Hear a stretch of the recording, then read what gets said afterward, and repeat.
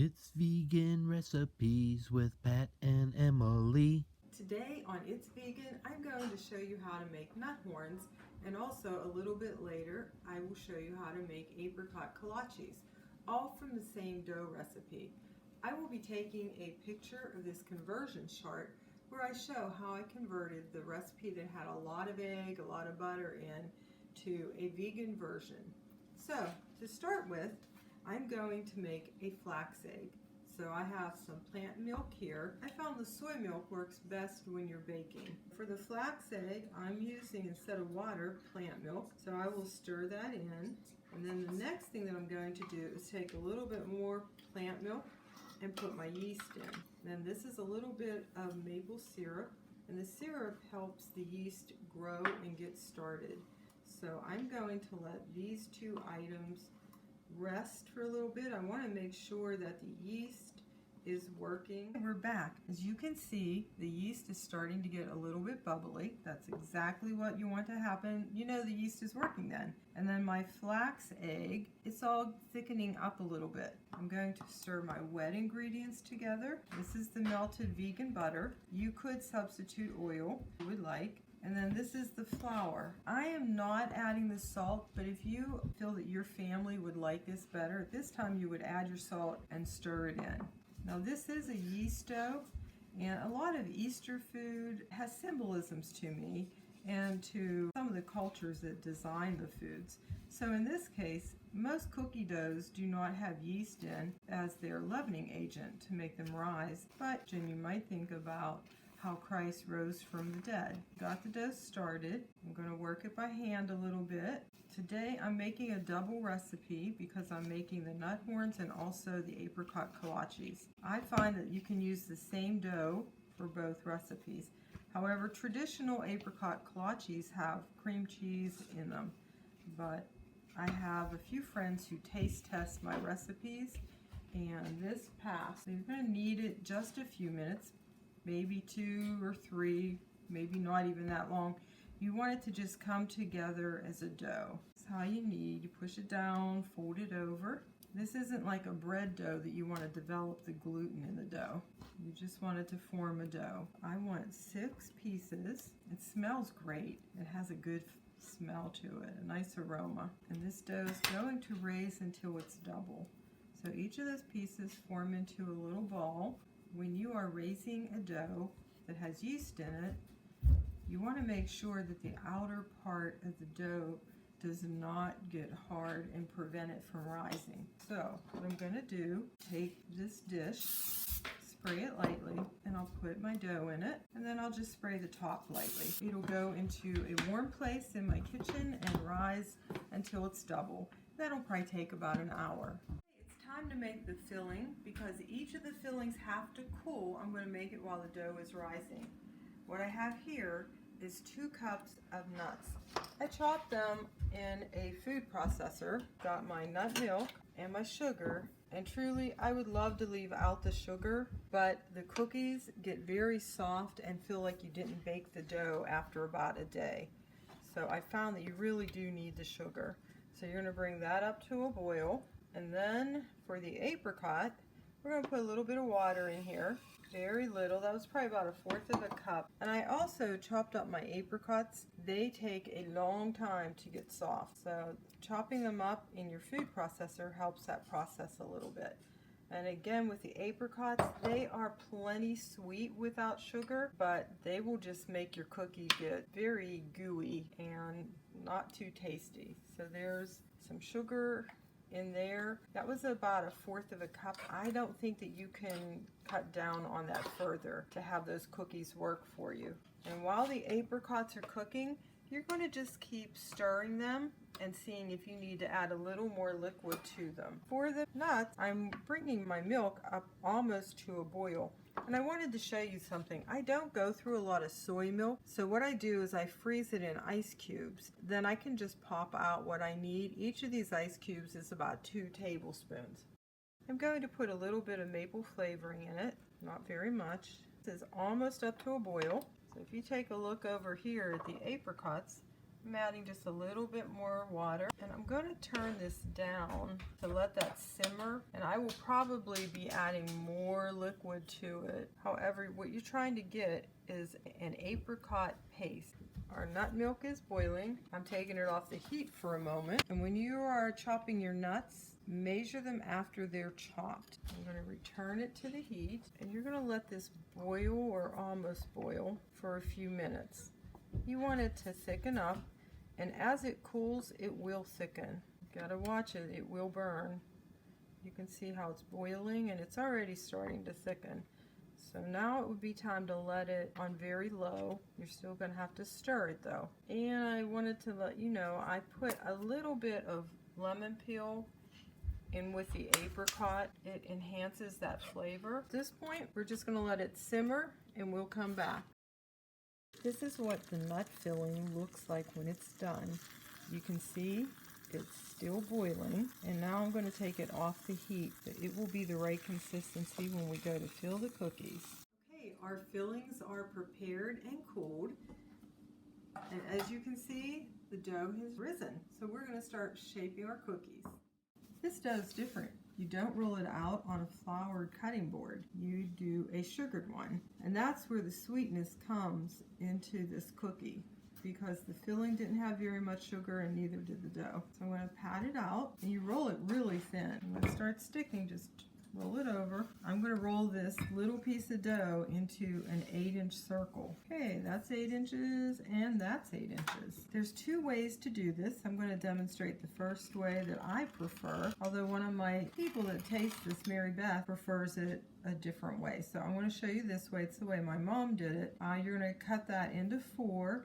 And then you're going to cut each of these pieces into 3. And this way you will end up with a dozen cookies. As you can see, mine are not all even. I've divided my nut filling into 3 so I know how much to use on each circle. And you can see it thickened up very nicely. And if you divide your nut filling up, then you know how far it has to stretch. Depending on what size piece I take, I pick the cookie wedge.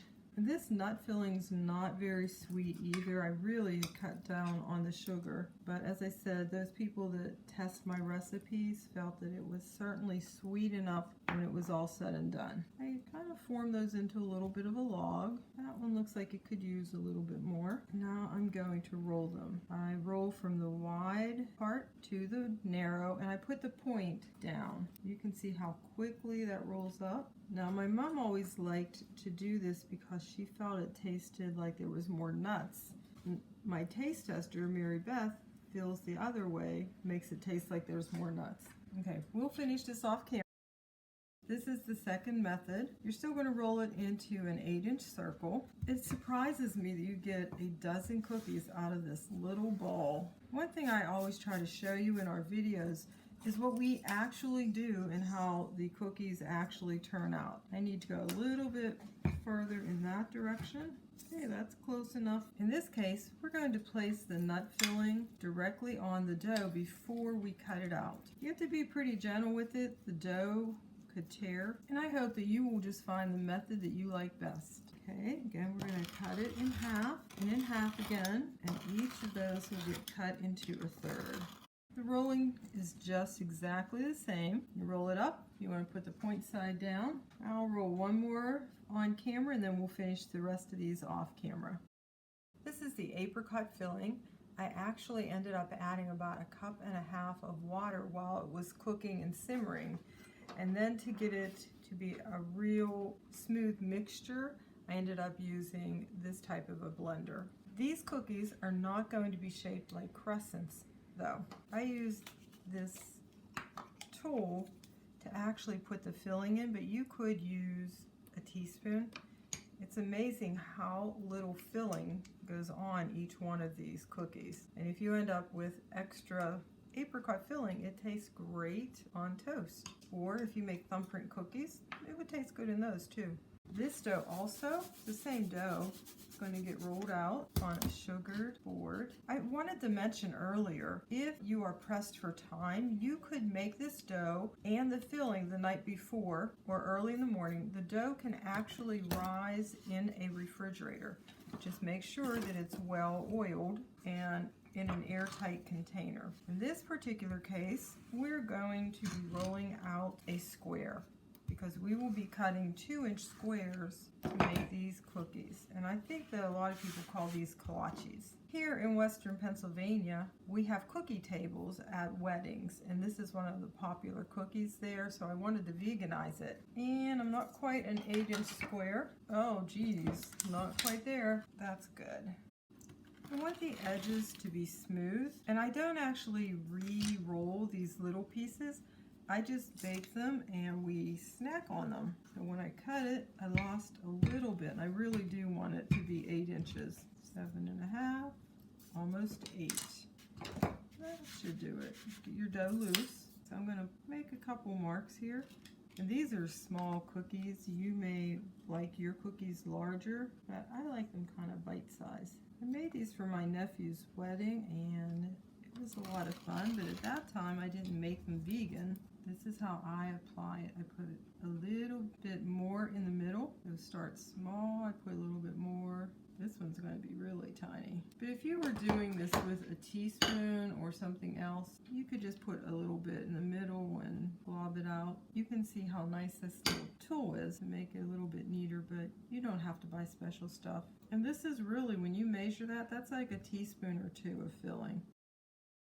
Okay, I'm going to show you how you fold these. You bring the 2 points together, squeeze it, and then I push it over. I find if you overfill these cookies, they get very messy, they stick together, and they're not really as tasty. I hope you can see what I'm doing. We're trying to get in close enough. I'm going to finish these off camera. We rolled out some of the dough, and I thought of another way to do this, and I wanted to just show you. In the first circle that I turned into a square, I ended up with these edges that I cut off. So what I'm doing right now is I'm making this pretty shape, and I'm just cutting off the edges so that when I roll it, it's going to be more square shaped. And what I'm doing with these extra pieces is I'm just patting them into the dough. You may not want to follow this technique, but you might like it. This was a smaller piece of dough. I am not going to be able to go to 8 inches with it. I did not cut them evenly. You can see how the edges are staying smooth, which is what I want. I'm still making approximately 2-inch squares. I'm just not getting quite the same number. These might be a little bit bigger, so I'll put a little more filling in them. And that came out perfectly well. I just have a very small amount. I'll show you all that was left. That's all that was left. I'm not going to squeeze it into these cookies because it just tends to make a mess. So we'll go back to that technique of squeezing the corners together and patting it down. Time to pop them in the oven. The cookies are finished baking, but some of them, even though they're done on the bottom, I would like them a little bit more brown on the top. What I'm going to do is take off the ones that I think are brown enough. Well, see, I want that a little bit browner. Done. Let me see about over here. This one needs a little bit more time. Okay, so they're going to go back in the oven until they brown up a tiny bit more. And then these ones here are going to go onto a cooling rack. It's really important. You can see how they're brown, but it's really important to let the hot air escape so that these cookies stay nice and crisp. We'll be back in a minute or two.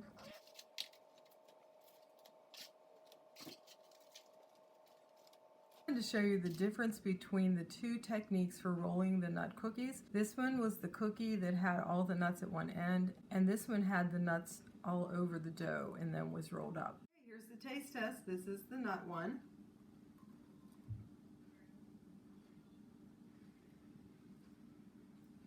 Delicious, nutty, crispy. That's a winner. The apricot one, just full of apricot filling.